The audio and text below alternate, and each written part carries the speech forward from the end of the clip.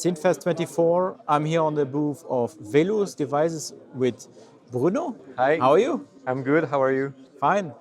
You have something new because Yes. you're a new company, I think, Yes, from it's France. brand new. Yes, just started. And you have created a very interesting MIDI controller. Thank you. It's basically a regular MIDI controller with 32 encoders, infinite encoders, but it has a display behind them, so you can see what you are changing at any time, and of course you can have any pages or presets. Must say it's a prototype, yeah. Yeah, it's a prototype. It's a very working And prototype. the lighting is now not perfect here because we have some spotlights in it. Come back during the night when Yeah. everything is. And so you have basically push buttons here. Every encoder is pushable, and you can switch presets and have basically infinite commands. So you say to me in the briefing, it works with templates. Yes, you have a software. You can drag and drop pretty much any template you want, and you can adjust the color and the MIDI control, and that's it.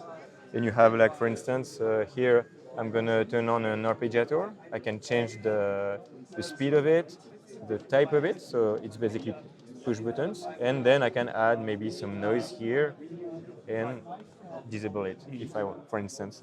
And it works, as you said, it's in the briefing, it's software and hardware. So Yes. it's also a MIDI controller for hardware synths. Yes, it's basically totally MIDI compliant, so you can plug it to any hardware or software you Also, want. also you create a template and then it connects to the hardware synth. Yes, you can, for instance, connect it to a microKORG. I have connected to microKORG, so I have all the interface here, but I still have my microKORG sound here and play with it. And that's pretty much it.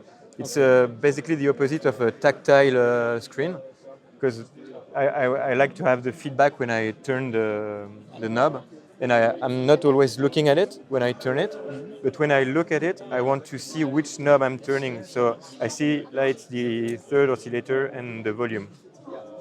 You said it's push buttons, yeah. Yeah, you can also, any button can be pushable, and you can also set a function on any push button. For instance, here I'm going to turn off the first oscillator or turn it back on.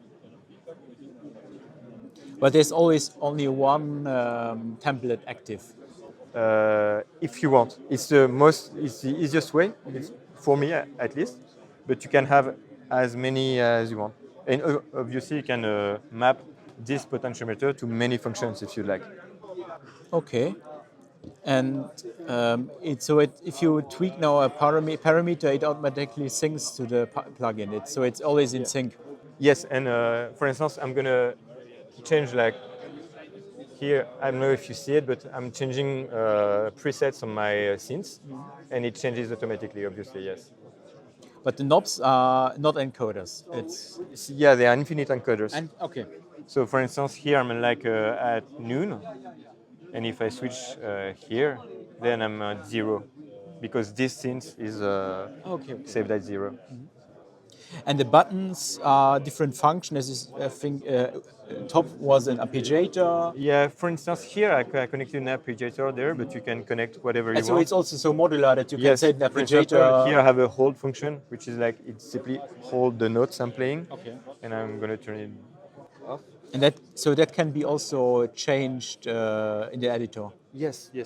And I have like another maybe use case. It's in my lab. I have the whole mixer here, and for instance, you see kick, drums, bass. So it's all my tracks basically.